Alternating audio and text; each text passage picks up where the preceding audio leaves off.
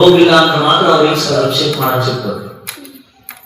ಕೈ ಚಲೋ ಇಲ್ಲ ಅಂದ್ರೆ ಮಾತ್ರ ಅವ್ರಿಗೆ ಸಿಗ್ತದೆ. ಕೈ ರೋಗ ಆಗಿದೆ, ಕೈ ಸೊಟ್ಟಾಗಿದೆ ಅಂದ್ರೆ ಅಭಿಷೇಕ ಮಾಡಕ್ ಬರಂಗಿಲ್ಲ. ಯಾರಿಗೆ ಶರೀರದಲ್ಲಿ ಯಾವುದೇ ಪ್ರಕಾರ ರೋಗ ಐತೆ ಅಂದ್ರೂ ಕೂಡ ಅಭಿಷೇಕ ಮಾಡಕ್ ಬರಂಗಿಲ್ಲ. ಅವರಿಗೆ ಆ ಸೌಭಾಗ್ಯ ಸಿಗಂಗಿಲ್ಲ.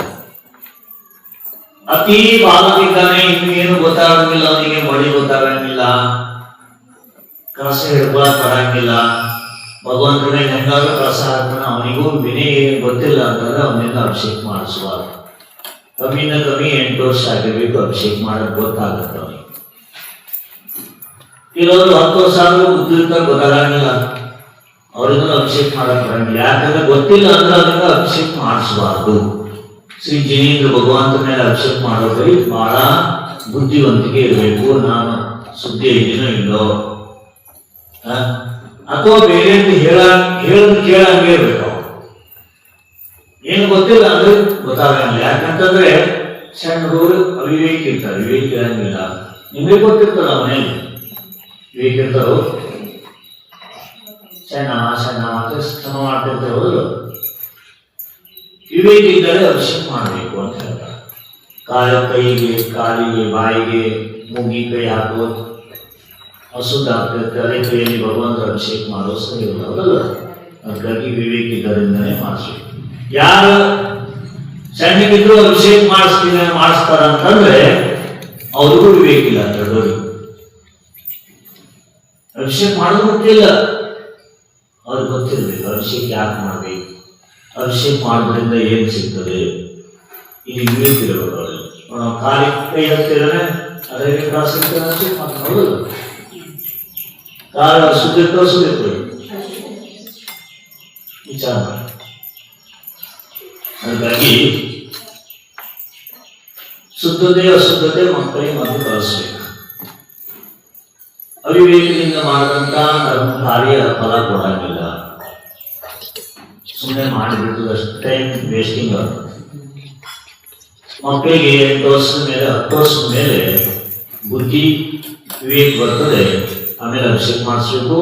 ಅತಿ ವೃದ್ಧರಾಗಿದ್ರು ಮುದುಕರಾಗಿದ್ರು ಕೂಡ ಕೈ ನಡಗಾಡ್ತವೆ, ಅಭಿಷೇಕ ಮಾಡಕ್ ಬರಂಗಿಲ್ಲ. ಸಪ್ತ ವ್ಯಸನದಲ್ಲಿ ಯಾವುದೋ ವ್ಯಸನ ಇದ್ದಂದ್ರೂ ಕೂಡ ಅಭಿಷೇಕ ಮಾಡಿಸಬಾರ್ದು. ಯಾಕಂದ್ರೆ ಪಂಚಕಲ್ಯಾಣ ಆದ ಮೂರ್ತಿ ಬಹಳ ಅತಿಶಯ ಇರ್ತದೆ, ಅವರಿಂದ ಮಾಡಿಸಿ ಮತ್ತಿಷ್ಟು ಪಾಪ ಕಟ್ಕೊಳ್ಳೋದಾಗ್ತದೆ. ಸಪ್ತ ವ್ಯಸನ ಐತಿ, ಗುಟ್ಕಾ ತಿಂತಾರೆ, ಸರಾಯಿ ಕುಡಿತಾರೆ, ಎಲ್ಲಿ ಬೇಕಾದ್ರೂ ಹೋಟೆಲ್ ಹೋಗಿ ಯಾವುದವರು ಡಾಬಾ ಗೀಬಾಬ್ ತಿಂತಾರೆ, ಅವರು ಕೂಡ ಅಭಿಷೇಕ ಮಾಡಕ್ ಬರಂಗಿಲ್ಲ. ಮಾಂಸಾಹಾರಿ ಇತ್ಯಾದಿ ನೋಡಿ ಮಾಡಬೇಕು. ಯಾರಲ್ಲಿ ಶುದ್ಧತೆ ಇದೆ, ಯಾರಲ್ಲಿ ಮನೆಯಲ್ಲಿ ಶುದ್ಧತೆ ಇಲ್ಲಿರ್ತದೆ, ಅವರು ಅಭಿಷೇಕ ಮಾಡಿಸ್ಲಿಕ್ಕೆ ಕಳಿಸ್ಕೊಡ್ಬೇಕು. ಮನೆಯಲ್ಲಿ ಕುಡಿಸ್ಕೋಬಾರ್ದು ಮಕ್ಕಳನ್ನ. ವೆಜ್ ನಾನ್ ವೆಜ್ 2 ಒಟ್ಟಿಗೆ ಇರುತ್ತಲ್ಲ, ಅಲ್ಲಿ ಮಾಡೋರು ಮುಂದೆ ಎರಡು ಅವ್ರ ಏನ್ ತಿಳ್ಕೊತಾರೆ, ಡಾಬಾ ಅಂದ್ರೆ ಬನ್ನಿ ನಾನ್ ವೆಜ್ ಅಷ್ಟೇ ತಿಳ್ಕೊತಾರೆ. ಊಟ ಮಾಡೋರು ಕೂಡ ಅಭಿಷೇಕ ಮಾಡ್ತಾರೆ. ಯಾಕಂದ್ರೆ ಅಭಿಷೇಕ ಮಾಡ್ತಾರೆ, ಫಲ ಸಿಗಂಗಿಲ್ಲ, ಮತ್ತೆ ಪಾಪ ಕಟ್ಕೊಂಡು ಹೋಗ್ತಾರೆ, ಮತ್ತೇನಿಲ್ಲ. ಅದಕ್ಕಾಗಿ ಸಪ್ತ ವ್ಯಸನ ಇದ್ದಾಗ ಯಾರು ಅಭಿಷೇಕ ಮಾಡಕ್ ಬರಂಗಿಲ್ಲ. ಅಭಿಷೇಕ ಮಾಡಲೂಬಾರ್ದು, ಪಾಪ ಕಟ್ಕೊಳ್ತೀವಿ. ಇದೆಲ್ಲ ಪುಣ್ಯಾತ್ಮ ಜೀವ ಸಿಗ್ತಕ್ಕಂಥ ಅನ್ನಲ್ಲ. ಅಭಿಷೇಕ ಮಾಡುವಂಥದ್ದು ಬಹಳ ಮಹತ್ವ ಇದೆ. ಅಭಿಷೇಕ ಮಾಡಿದಂತ ಜೀವ ಈ ಜನ್ಮಲ್ಲ ಮುಂದಿನ ಜನ್ಮಲ್ಲೂ ಸುಖ ಸಮೃದ್ಧಿ ಪಡ್ಕೊಂಡು ಹೋಗ್ತಾನೆ. ಯಾಕ? ಜಿನೇಂದ್ರ ಭಗವಂತನ ಅಭಿಷೇಕ ಇಂದ್ರ ರಾಜ ಮಹಾರಾಜ ಮಾಡ್ತಾ ಇರ್ತಾರೆ, ಪುಣ್ಯಾತ್ಮ ಜೀವಿಗಳು ಮಾಡ್ತಾ ಇರ್ತಾರೆ. ಆ ಪುಣ್ಯ ನಾವಿಲ್ಲಿ ಮಾಡ್ತಾ ಕಟ್ಕೊತಾ ಇದೀವಿ. ಮುಂದೆ ಆ ಒಂದು ಅವಸರವನ್ನು ಪಡ್ಕೊಳ್ಳಿಕ್ಕೆ ಕೆಲಸ ಮಾಡ್ತಾ ಇದೀವಿ. ಅದಕ್ಕಾಗಿ ಮಾಡ್ಬೇಕು, ಅಭಿಷೇಕ ದಿನನಿತ್ಯ ಮಾಡಿಸ್ಬೇಕು, ಮಾಡ್ಬೇಕು. ಯಾರು ತನ್ನ ಮಕ್ಕಳಿಂದ ಪತಿದೇವರಿಂದ ದಿನ ಅಭಿಷೇಕ ಮಾಡಿಸ್ತಾರೆ, ಆ ಸ್ತ್ರೀಯೂ ಕೂಡ ರಾಣಿ ಮಹಾರಾಣಿ ಆಗಿಬಿಡ್ತಾರೆ. ಅಜ್ಜಿಗೂ ಇನ್ನೂ ಜ್ಞಾನ ಇಲ್ಲ, ಪ್ರವಚನ ನಡೀತೈತೆ, ಗಂಟೆ ವರ್ಷ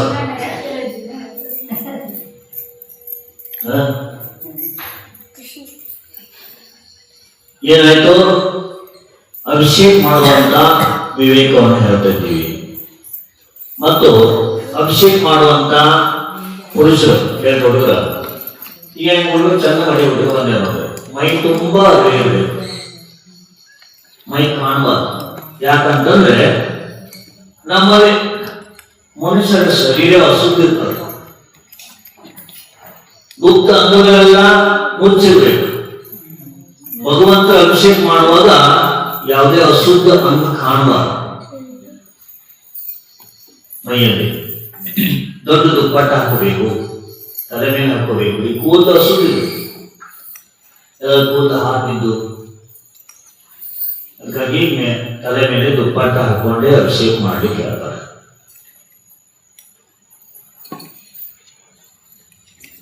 ಆ ಒಂದು ವಿವೇಕ ಯಾವ ಬರ್ತಕ್ಕಂಥದ್ದು ಮನೆಯಲ್ಲೆಲ್ಲ ತಿಳಿಸಿ ಹೇಳ್ದಾಗ ತಾಯಿ ತಂದೆ ಗೊತ್ತಿರ್ಬೇಕಲ್ಲ, ಹೆಂಗೆ ಅಭಿಷೇಕ ಮಾಡ್ಬೇಕು, ಹೆಂಗೆ ಗೊತ್ತಿ ದುಪ್ಪಟ್ಟ ಉಡಿಸ್ಬೇಕು, ನಮ್ಮ ಪತಿ ದೇವರನ್ನ ಹೆಂಗೆ ಮಂದಿರ ಕರ್ಕೊಂಡು ಹೋಗ್ಬೇಕು, ಅವರಿಂದ ಅಭಿಷೇಕ ಹೆಂಗೆ ಮಾಡಿಸ್ಬೇಕು, ಯಾವ ನೀರಿಂದ ಮಾಡ್ಬೇಕು. ನಲ್ ನೀರಿಂದ, ಮನೆಯಲ್ಲಿ ಕುಡಿಯುವಂತ ನೀರಿಂದ ಅಲ್ಲ, ಬಾವಿ ನೀರು ಅಥವಾ ಈ ವ್ಯವಸ್ಥೆ ಮಾಡಿದರೆ ಮಳೆ ನೀರಿನ ವ್ಯವಸ್ಥೆಯನ್ನ ಆ ಮಳೆ ನೀರನ್ನ ಸೋಸಿ ಕೂಡ ಅಭಿಷೇಕ ಪೂಜೆ ಮಾಡ್ಬೋದು. ಬಾವಿ ನೀರಿದ್ದರೆ ಮನೆಯಲ್ಲಿ ಮಡಿಯಲ್ಲಿ ಉಳಿಸಿ ಅವರಿಂದನೇ ನೀರನ್ನ ಸೋಸಿ ಅವರಿಂದನೇ ನೀರನ್ನು ತ್ರಾಸು ಮಾಡಿಸಿ ಕಿಟ್ಲಿಯಲ್ಲಿ ತುಂಬಿ ಬೆಳ್ಳಿ ಬಂಗಾರ ಕಳಸನ್ನ ಕೈಯಲ್ಲಿ ಇಳಿಸಿ ತಗೊಂಡೋರು ಅಭಿಷೇಕ ಮಾಡಬಹುದು. ಹಿಂಗ್ ಮಾಡುವಂತ ಸ್ತ್ರೀ ತನ್ನ ಪತಿದೇವರನ್ನ ಮುಂದಿನ ಜನರಲ್ಲಿ ತೀರ್ಥಕ್ಕೆ ಸಾಕ್ಷಾತ್ ಅಭಿಷೇಕ ಮಾಡುವಂತ ಪುಣ್ಯ ಕಳಿಸ್ತಾರೆ, ಮಾಡಿಸ್ತಾರೆ. ಅವ್ರ ಮನೆಯಲ್ಲೂ ಕೂಡ ಈ ತರ ಮಾಡುವಂತ ಧ್ಯಾನ ಮಾಡಿಸ್ತಾರೆ ತನ್ನ ಪತಿ ದೇವರಿಗೆ, ಮಕ್ಕಳಿಗೆ. ಮನೆಯಲ್ಲೂ ಕೂಡ ಯಾವುದು ಕಿರುಕುಳ ಬರಂಗಿಲ್ಲ, ಭೂತ ಪಿಶಾಚಿಗಳು ಅವ್ರ ಮನೆ ವಾಸ ಆಗಂಗಿಲ್ಲ. ಯಾಕಂದ್ರೆ ಯಾರ ಮನೆಯಲ್ಲಿ ದಿನ ಕೆಲವರು ಮಡಿ ಒಣಗಿಸ್ತಾರೆ, ಮಡಿ ಹಾಕ್ತಾರೆ, ತೆಗಿತಾರೆ, ಅವ್ರ ಮನೆಯಲ್ಲಿ ಭೂತ ಪಿಶಾಚಿಗಳು ವಾಸ ಆಗುತ್ತೆ. ಯಾಕ ಜಿನಿಯಿಂದ ಭಗವಂತ ಭಕ್ತರು ಇರ್ತಾರೆ, ಇವ್ರಿಗೆ ಸಹಾಯ ಮಾಡ್ಬೇಕು, ಬೇಕನ್ನು ದೂರ ಮಾಡ್ಬೇಕ. ಯಾರ ಮನೆಯಲ್ಲಿ ದಿನ ಮಡಿ ಹಾಕ್ತಾರೆ, ತೆಗಿತಾರೆ, ಅವ್ರ ಮನೆಯಲ್ಲಿ ಭೂತ ಪಿಶಾಚಿಗಳು ವಾಸ ಆಗಲ್ಲ, ಅವ್ರ ಮನೆಗೆ ಅವರು ಕಳು ಆಗಂಗಿಲ್ಲ. ಯಾಕ? ಅಷ್ಟು ಪುಣ್ಯ ಕಟ್ಟಿಕೊಂಡಿರ್ತಾರೆ. ಅವ್ರ ಮನೆಯಲ್ಲಿ ಯಾವುದೇ ಅಸಾಧ್ಯ ರೋಗ ಬರಂಗಿಲ್ಲ. ಯಾಕೆ? ಪುಣ್ಯ ಕಟ್ಟಿಕೊಂಡು ಪಾಪ ಎಲ್ಲ ನಾಶ ಮಾಡಿರ್ತಾರೆ. ನಿಮ್ಗೆ ಹಿಂಗೆಲ್ಲ ಮುಂದೆ ಸಮೃದ್ಧಿ ಬೆಳೆಯಬೇಕು, ನಮ್ ನಿರೋಧಾಗಿರ್ಬೇಕು, ನಾವು ಸಹಿತ ಜಗತ್ತಿನಲ್ಲಿ ಹೆಸರನ್ನು ಬಳಸಬೇಕು ಮುಂದಿನ ಜನರಲ್ಲಿ ಅಂತಿದ್ರೆ ನಿಮ್ಮ ಪತಿ ದೇವರನ್ನ, ನಿಮ್ಮ ಮಕ್ಕಳನ್ನ, ನಿಮ್ಮ ಅಣ್ಣ ತಮ್ಮದಿರನ್ನ ಮಡಿ ಉಳಿಸಿ ದಿನ ಮಂದಿರ ಕರ್ಕೊಂಡು ಬನ್ನಿ. ಇದೆಲ್ಲ ಸಂಸ್ಕಾರ ಮಾತು ಅವ್ರಿಗೆ ಕಿವಿ ಬಿಡಬೇಕು, ಹಾಕ್ಬೇಕು ಅಂತ ಹೇಳಿದ್ರೆ ನಿಮ್ಗೆ ಆಗಿಲ್ಲ ಅಂದ್ರೆ ನಮ್ಮ ಹತ್ರ ಕರ್ಕೊಂಡ್ ಬರ್ರಿ, ನಾವು ಪ್ರಯತ್ನ ಪಡ್ತೀವಿ ಹಾಕ್ಲಿಕ್ಕೆ. ಇಲ್ಲ ನಾವು ಇದ್ದಂಗೆ ಇರ್ತೀವಿ ಅಂತಂದ್ರೆ ನಿಮ್ಗೆ ಬಿಡ್ತದೆ. ಇದ್ದಂಗೆ ಇರ್ತೀವಿ ನಾವು, ಎಲ್ಲ ಇಲ್ಲ ನಾವು ಹಿಂಗ್ ಭಾವನೆ ಇದ್ರೆ ಎಲ್ಲರ ಹಂಗೆ ಇರ್ಬೇಕು.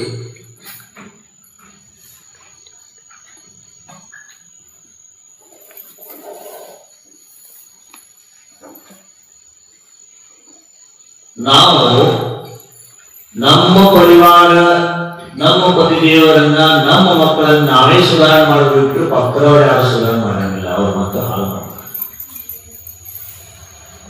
ದೋಸ್ತರು ಇರ್ತಾರಲ್ಲ, ಅವ್ರು ಏನ್ ಮಾಡ್ತಾರೆ, ಕರ್ಕೊಂಡೋಗಿ ದೋಸ್ತರು ಒಳ್ಳೆ ಮಿತ್ರರು ಒಳ್ಳೆ ಇರ್ತಾರೆ, ಕೆಟ್ಟವಿದ್ರೆ ಅವ ಹಾಳಾಗ್ಲಿಕ್ಕೆ ನಾವು ಕರ್ಕೊಂಡು ನನ್ನ ಹೆಸರು ಬರಲಿ ಅಂತ ಅವಾಗ ತಗೊಂಡು ಹೋಗಿ,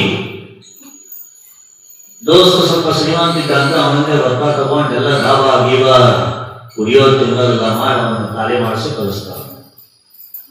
ಚಲೋ ದೋಸ್ತ ಇದ್ದ ಅಂದ್ರೆ ಅವನ ಧರ್ಮ ಕಳಿಸ್ತಾರೆ, ಮಹಾರಾಜ ಹತ್ರ ಕರ್ಕೊ ಬರ್ತಾನೆ, ಅಭಿಷೇಕ ಮಾಡಕ್ ಕಳಿಸ್ತಾರೆ.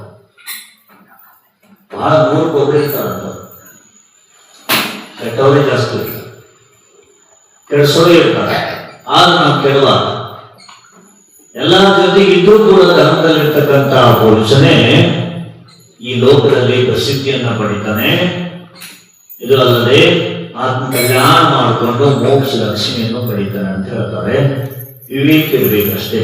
ವಿವೇಕ ಇದ್ದಂತ ಪುರುಷ ಎಂತ ಎಲ್ಲೋ ಹೋದ್ರೂ ಕೂಡ ಕೇಳಂಗಿಲ್ಲ, ಹೊರ ದೇಶಕ್ಕೆ ಹೋದ್ರೂ ಕೂಡ ನನ್ನ ಧರ್ಮವನ್ನು ಮರೆಯಂಗಿಲ್ಲ. ಎಷ್ಟೋ ಜನ ಇಲ್ಲ ಹೊರದೇಶದಲ್ಲಿಲ್ಲ, ಇಲ್ಲಿ ತಾಯಿ ತಂದೆ ಕಲಿಸಿದಂತ ಸಂಸ್ಕಾರ ಇನ್ನೂ ಮರೆತಿಲ್ಲ. ತಿಗಡೋಳಿಯಿಂದ ಒಂದು ಹುಡುಗಿನ ಅಮೆರಿಕ ಕೊಟ್ಟ. ಅಮೆರಿಕ ಹೋಗಿದ್ದಾಳ, ಅಲ್ಲೂ ಸಹಿತ ಏಕಾಸನ ಮಾಡ್ತಾಳೆ, ಬಾವಿಗೆ ನೀರು ಕುಡಿತಿದ್ರು. ಜಲದ ನೀರು ಬೀಳ್ತಲ್ಲ, ಅದನ್ನ ಹಿಡ್ಕೊಂಬಂದು ಟ್ಯಾಂಕ್ ತುಂಬಿಟ್ಕೊಂಡು ಅದ್ರಲ್ಲಿ ಜೀವಾಣಿ ಬಿಟ್ಟು ಆಮೇಲೆ ತಗೊಂಡು ಮತ್ತು ವಾಪಸ್ ಬಿಟ್ಟು ತಾನು ಹಿಡಿದು ಕುಡಿತಿದ್ದಾರೆ. ಎಷ್ಟೋ ಜನ ನಮ್ಮ ಪರಿಚಯ ಇದ್ದಾರೆ, ನಮ್ಮ ಭಕ್ತರು ಇರ್ತಾರಲ್ಲ ಅಮೆರಿಕದಲ್ಲಿ ಹೇಳ್ತಾ ಇರ್ತಾರೆ, ಮಹಾರಾಜರೇ ನೀವು ಹೇಳಿದ ಸಂಸ್ಕಾರ ನಾವು ಮಾಡ್ತಿಲ್ಲ, ಪಾಸ್ ಮಾಡ್ತೀವಿ, ನೀರು ಸೋಸ್ ಕುಡಿತೀವಿ, ಮತ್ತು ಅಷ್ಟಮಿ ಚತುರ್ದಶಿ ಏಕಾಸನ ಮಾಡ್ತೀವಿ ಅಂದಿದ್ರು. ಎಲ್ಲಿ ದೇಶವಿದ್ದಾರೆ. ನಮ್ಮ ದೇಶ ನಮ್ಮ ಸಾನ್ನಿಧ್ಯಕ್ಕೆ ದೊರೆ ಮಾಡಲ್ಲ ಬರಲ್ಲ, ಏನ್ ಮಾಡೋದು? ಅವ್ರು ಹೇಳ್ತಾರೆ ಕಲ್ತೋದವ್ರು ನಾವು ಹಾಲು ಮಾಡ್ತಾ ಇದೀವಿ ಮಾಡಿದ್ರು. ಅದು ನಮ್ಗೆ ಆದಷ್ಟು ಪ್ರಯತ್ನ ಪಡ್ತೀವಿ ಹೇಳಕ್ಕೆ ಮಾಡಿಸ್ಲಿಕ್ಕೆ. ಜೀವ ಸುಧಾರಣೆ ಆಗಿಲ್ಲ ಅಂದ್ರೆ ಅವ್ರು ಹಿಂದೆ ಹೋಗಿ ನೀವು ಮಾಡು ಅಂತ ಬರಂಗಿಲ್ಲ. ಎಷ್ಟಾಗುತ್ತೋ ಅಷ್ಟು ಹೇಳ್ತಾ ಮಾಡೋದು. ಇಲ್ಲ ಅವನು ಮಾಡಂಗಿಲ್ಲ, ನನ್ನ ಮಾತು ಕೇಳಂಗಿಲ್ಲ ಅಂದ್ರೆ ಇದ್ದದ್ದು ಹೋಗ್ತದೆ. ಅದಕ್ಕಾಗಿ ಪ್ರಯತ್ನ ಮಾಡೋದು ಹೇಳ್ತಾರ. कोशिश करने वालों का हार नहीं होता, कोशिश करता रहना चाहिए. ಒಂದು ಇರಬೇಕು ನೋಡಿ, ತನಗಿಂತ ಜಾಸ್ತಿ ಭಾರ ಇದ್ದಂತ ಅಕ್ಕಿಯನ್ನು ತಗೊಂಡು ಗಾಡಿ ಹತ್ತಿ ಹೋಗ್ತದೆ. ಎಷ್ಟೋ ಸರಿ ಕೆಳಗೆ ಬೀಳ್ತದೆ, ಮತ್ತೆ ಹತ್ತಿ ಹೋಗ್ತದೆ. ಲಾಸ್ಟ್ ಈ ಕರ್ಮ ಜಾಗ ತಗೊಂಡು ಹೋಗೇ ಬಿಡ್ತದೆ. ಅದಕ್ಕಾಗಿ ಯಾರು ಪ್ರಯತ್ನ ಮಾಡ್ತಾರೋ ಅವ್ರಿಗೆ ಯಾವುದೂ ಸೋಲಾಗಂಗಿಲ್ಲ. ಪ್ರಯತ್ನ ಪಡ್ತಾನೆ ಇರಬೇಕು. ಚೆನ್ನ ರಾಣಿ ತನ್ನ ಗಂಡ ಸತ್ತು ವ್ಯಸನಿದ್ದ. ಪ್ರಯತ್ನ ಪಟ್ಟು ಲಾಸ್ಟ್ ತೀರ್ಥಂಕರ ಸಹಿತ ಪ್ರಕೃತಿ ಬಂದ್ ಮಾಡಿಕೊಂಡು ಒಂದು ಪ್ರಥಮ ತೀರ್ಥಂಕರ ಆಗುವ ಸೈನಿಕರಾದನೆ. ಚೆನ್ನ ರಾಣಿ ತನ್ನ ಪತಿಯನ್ನ ಲಾಸ್ಟ್ ಸುಧಾರಣೆ ಮಾಡೇ ಬಿಟ್ಟರು. ಮಹಾವೀರನ ಭಕ್ತಾಗಿ ಮಾಡಿದ್ರು. ನಮ್ಗೆ ಆಗದಂತ ಕೈ ಕಟ್ಟು ಕುತ್ಕೊಂಡ್ರೆ ಇದ್ದದ್ದು ಹೋಗ್ತದೆ. ಅದಕ್ಕಾಗಿ ಪ್ರಯತ್ನ ಪಡ್ತಾ ಇರ್ಬೇಕು. ನಿರಾಶ ಆಗಬಾರ್ದು. ನನ್ನ ಪತಿದೇವ್ ಮಾತು ಕೇಳಂಗಿಲ್ಲ, ನನ್ನ ಮಕ್ಕಳು ನನ್ನ ಮಾತು ಕೇಳಂಗಿಲ್ಲ, ನಮ್ಮ ಮನೆಗೆ ಪುರುಷ ನಮ್ಮ ಮಾತು ಕೇಳಂಗಿಲ್ಲ ಅಂತ ನಿರಾಶ ಆಗಿ ಕುತ್ಕೊಂಡ್ರೆ ಜೀವನ ನಿರಾಶ ಆಗಿಬಿಡುತ್ತೆ. ಪ್ರಯತ್ನ ಪಡ್ತಾ ಇರ್ಬೇಕು. ಆಗಿಲ್ಲ ಅಂತ ನಿರಾಶ ಆಗೋದಿಲ್ಲ. ನಾವು ನಮ್ಮ ಸುಧಾರಣೆ ಮಾಡೋದು, ಮತ್ತೊಬ್ಬರನ್ನ ಸುಧಾರಣೆ ಮಾಡ್ಲಿಕ್ಕೆ ಪ್ರಯತ್ನ ಪಡ್ತಾ ಇದ್ರೆ ಒಂದಲ್ಲ ಒಂದ್ಸರಿ ನಾವು ಮಾಡುವಂತ ಫಲ ನಮಗೆ ಸಿಗ್ತದೆ. ಅವು ಸುಧಾರಣೆ ಆಗಿದ್ರು ಕೂಡ ಧರ್ಮಕಾಯ ಮಾಡ್ತಿದ್ದೇವಲ್ಲ, ನಮಗೆ ಧರ್ಮಕಾಯ ಮಾಡುವಂತ ಪುಣ್ಯ ನಮಗೆ ಸಿಗ್ತದೆ. ಅದಕ್ಕಾಗಿ ನಮಗೆ ಏನ್ ಬರುತ್ತೆ, ಸಮಾಜ ಸುಧಾರಣೆ ಮಾಡೋದನ್ನ ಆತ್ಮಕಲ್ಯಾಣ ಮಾಡ್ಕೊಂಡು ಹೋಗೋದಲ್ಲ. ನಾವು ಧರ್ಮ ಮಾಡ್ತೀವಿ, ಧರ್ಮ ಸುಧಾರಣೆ ಆಗಬೇಕು, ಧರ್ಮ ಉಳಿಬೇಕು. ಮುಂದೆ ಬರುವಂತ ಮುನಿಗಳಿಗೂ ಕೂಡ ಯಾವುದೇ ಪ್ರಕಾರದ ಇಲ್ಲಿ ವಿಘ್ನ ಬರಬಾರದು. ಮುಂದಿರುವಂತಹ ಶ್ರಾವಕರಿಗೆ ಇಲ್ಲಿ ಧರ್ಮದಲ್ಲಿ ಯಾವುದೂ ಕಮ್ಮಿ ಇರಬಾರದು. ಈ ಭಾವನೆಯಿಂದ ನೋಡ್ತೀವಿ ಅಂದ್ರೆ ಈ ಸುಧಾರಣೆ ಎಲ್ಲರೂ ಆಗ್ತಾರಂತ ಮಾಡ್ತಾಗಲ್ಲ. ಇದನ್ನೆಲ್ಲ ಆಗ್ಬೋದ? ಕಠಿಣ. ಇದ್ದವರೆಲ್ಲ ಧರ್ಮಾತ್ಮ ಕಠಿಣ ಕರ್ಮ ಇರ್ತದೆ ಅವ್ರದ್ದು. ಆ ಕರ್ಮಕ್ಕೆ ಅನುಸಾರವಾಗಿ ಅವರಿಗೆ ಮಾಡಕ್ ಇಚ್ಛಂಗಿಲ್ಲ ಕರ್ಮ. ಆದ್ರೂ ಕೂಡ ಪ್ರಯತ್ನ ಪಡ್ತಾ ಇದ್ದಾರೆ. ಅದ್ರ ಬಗ್ಗೆ ಗೊತ್ತಾದ್ರೆ ಸುಧಾರಣೆ ಆಗ್ಬೋದು ಅಂತ ಭಾವನೆಯಿಂದ ಪ್ರಯತ್ನ ಪಡೋದೇನು ತಪ್ಪಿಲ್ಲ. ಅಹಿಂಸಾ ಪರಮೋ ಧರ್ಮ.